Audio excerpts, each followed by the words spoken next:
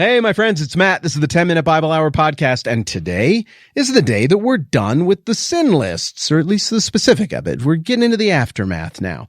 We've done a useful Bible exercise here, and this is something to celebrate. We've looked at a theme, a clump of Bible that deals with the same kind of stuff, and now we're going to be in a position to look at patterns and have a big picture sense of this, maybe even a little bit divorced from the discomfort of it for a day or two here. And then we're going to round the corner into the fruit of the Spirit stuff and the hope stuff and all the good things that come out of that, because these lists we're looking at, they are not the final word. The converse of that is the final word, and we're earning that right now. So I'm going to have Jeff play some music, and we'll pick up where we left off yesterday.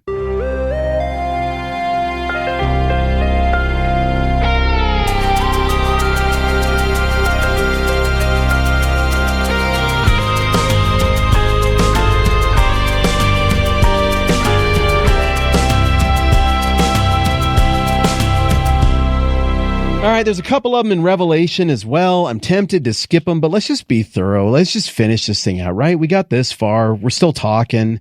We're not completely falling apart mentally here, hopefully, at this point. We're doing the work, like the announcers at the Rockies game. You look at the thing. That's what happened. That's what's on the list. There we go. We're all adults. We see what happened. That's where we're at. We're grinding through it. We're doing it. Let's finish strong. Revelation 21:8. But the cowardly, the unbelieving, the vile, the murderers, the sexually immoral, those who practice magic arts, the idolaters, and all liars, their place will be in the fiery lake of burning sulfur. This is the second death. Now here we're talking about a totally different epoch, a totally different era of the unfolding of history. A lot has happened here. And I know that there are many of you in the conversation who are like, it's not that I don't like her and am uncomfortable with the fiery lake of burning sulfur language. Like, I'm downright troubled by that. And you know what? Over the course of the podcast, we will get to the passages that will give us the opportunity to unpack that at greater length. The one note that I would offer to this sin list and the consequences that go with it, this final judgment of God, is this is like the end of stuff that we're talking about here. This is the completion of history and theology. This is the end of sin and evil. And guess who commits sin and evil? It's people. If you want justice for that, and you want to believe that somehow it all gets sorted out, all of the worst, most awful things, most unjust things that have been done in this world, well, I mean, it's fun to talk about that and be like, I want that to have like God's justice.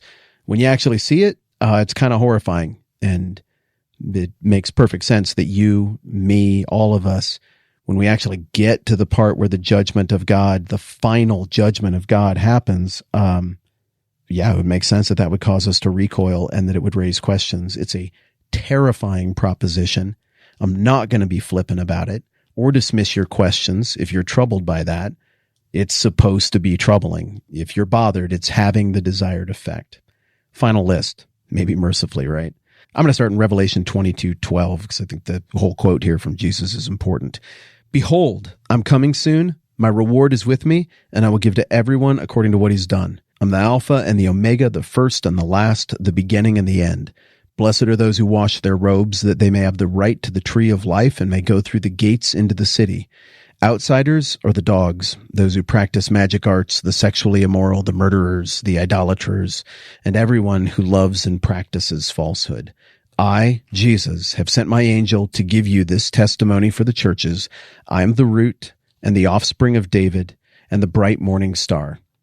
And then after the quote, it says, the Spirit and the bride say, come, and let him who hears say, come. Whoever is thirsty, let him come, and whoever wishes, let him take the free gift of the water of life. And, I mean, there's a little bit more. That's pretty much how, the Bible rounds out.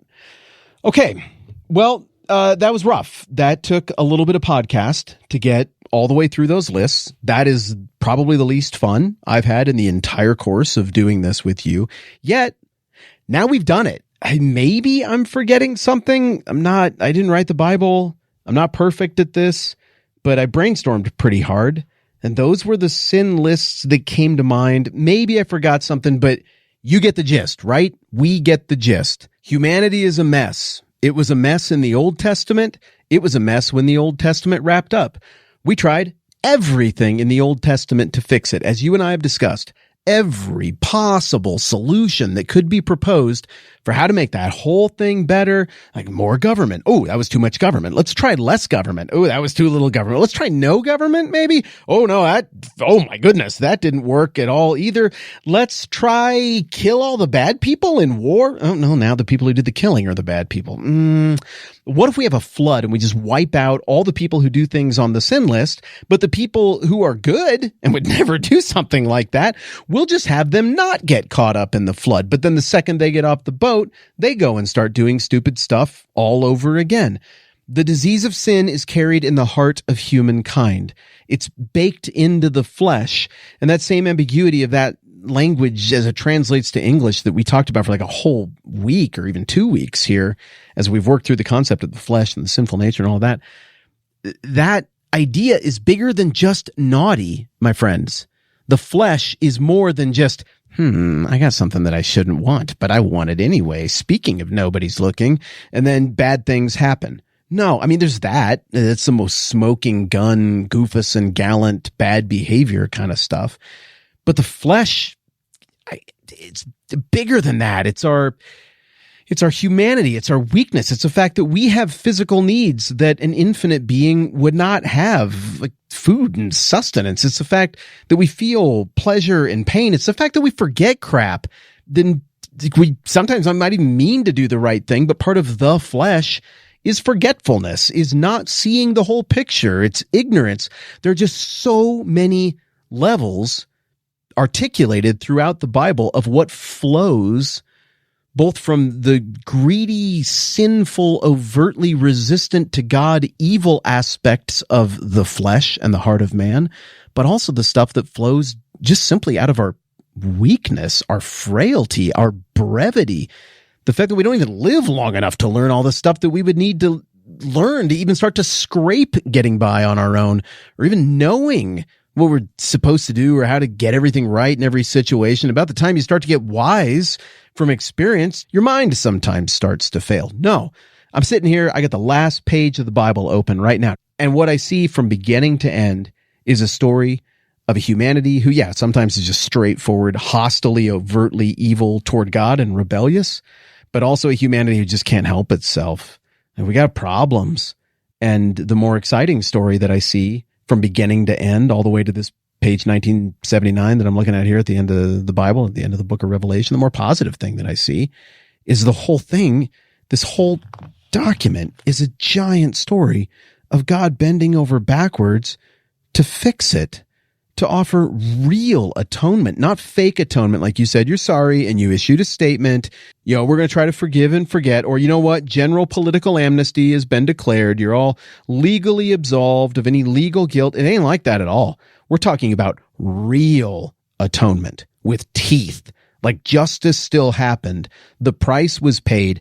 Accounts are squared, but it happened at God's expense. And who gets caught up in this cosmic, timeless, eternal, all of history story of redemption? Yeah, you and me, anybody who's in Christ. And all of the ick and yuck of those sin lists that we look at, that's dealt with. It's paid for. Not by forsaking justice and just letting it go, tough luck, but by retargeting where the justice is paid out, where it's dealt with. Throughout those sin lists, I'm looking at a list here of kind of the crossover points and how much things came up. And I want to break that down. That's going to get its own day, I guess. And then we're going to be done with sin lists. I mean, tomorrow's going to be easy, by the way. I'd like to think we rounded out in a happy place here today, because the Bible is good news. The message of Christ is good news. The gospel is literally good news. The bad news, the sin lists. The bad news is our situation, well documented throughout the Bible, well documented throughout history, well documented throughout our lives. The good news, and the reason this podcast exists, and the reason you've ever heard of the Bible, and the reason you've ever heard of Jesus and Christianity, is because it's dealt with and it's resolved by Christ. And we got to talk about that today. And that's the ultimate thrust of the book of Galatians as well. I didn't linger on the sin list to be like, find a backdoor way to get to you and be like, hey, we've never met, but I think there might be some dirty stuff and I think you need to work on it. And I'm the knower of things and I don't have anything bad. So I'm telling you, no. The bad stuff sets up the good stuff. The bad stuff is stuff we learn through the cruel teacher that is the law. But in learning through that tough master, wow, do we ever come to love our Father and appreciate the position that we earned, or they didn't earn, we were given at Christ's expense as sons and daughters and heirs and agents of the King, members of his household, welcome to participate and help build what he's doing, welcome and invited to be a part of this, the very same redemptive story by which we find atonement, forgiveness, and hope and life, in spite of all of the crap on that list that we just grinded through for 3 days. So tomorrow we'll do a little more clinical analysis of just kind of how it all adds up. It seems silly to have done the work and not pay that off, but I think it'll be a little bit lighter and a little bit easier going down. And then we're going to get on to the list of the good stuff, and you're going to like the list of the good stuff. We got a few tastes of it the last few days. Grace and peace to all of you, my friends. We are all in the same boat. We are all the same, even if the specific details of the weird stuff about us are a little bit different. We're all in the same boat. And the message of this forgiveness and this grace is for all of us. The Bible says his word does not return void. So I hope good things come out of even looking at very difficult stuff in the Bible, very difficult passages. All right, on to the next thing. I'm Matt. This is the 10-Minute Bible Hour podcast. Let's do this again soon.